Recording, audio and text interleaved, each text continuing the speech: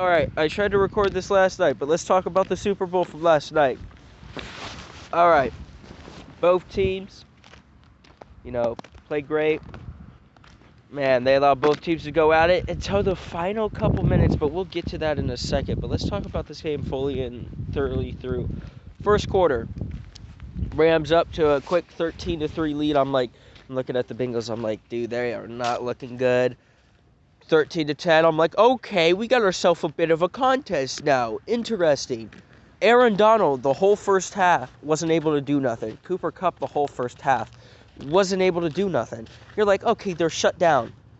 There's no switch in the game plan. They're going with the same game plan. Both teams going with the same game plan. All right, it's 20-16. I think it's the third quarter at this point. About 7 minutes in, Aaron Donald gets a sack. I think he gets a sack. I'm like, okay, they're single teaming Aaron Donald now, and I'm like, okay, why are the Bengals, like, your game plan was working earlier, why are you single teaming now? It reminds me of the last couple Super Bowls where the defense was good in the first half, and that both teams defensively just sucked in the second half, and one team was good in the second half. And, like, the Rams were a horrible first half. I mean, especially Jalen Ramsey, people are going to be like, but that face mask called? Yes, it should have been called. The ref didn't see it. He didn't call it. They were letting the boys play. Plus, if you look at it, his head was over this way and the ref's looking this way, so he's not going to be able to see the arm around the face mask. He's not going to be able to see that from the angle that he's looking at it from. Even the ref that's far away, maybe he can't see that far. So they let that play slide. They didn't see it. Touchdown, Cincinnati, right?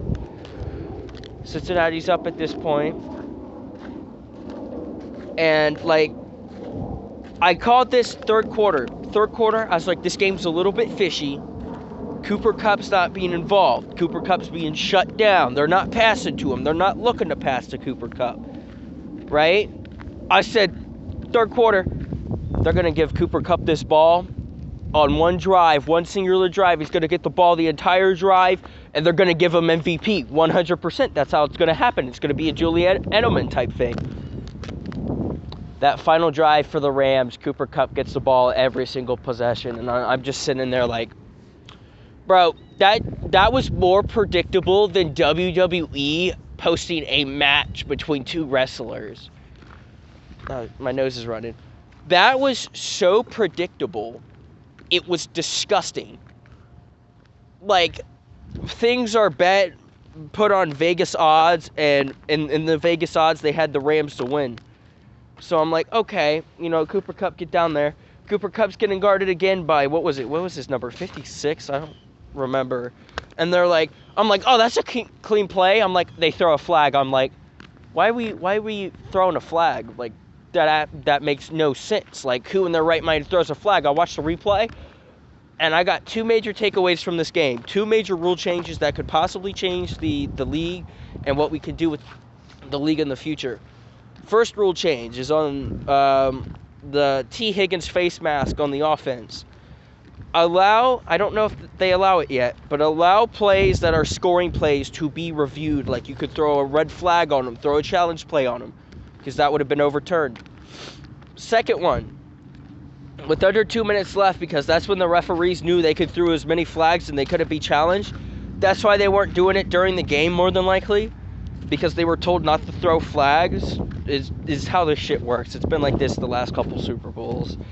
It's been like this the couple Tom Brady Super Bowls that I've watched, because, Tom Brady always gets the calls. Thank God he's out of the league now, so nobody has to deal with his shenanigans.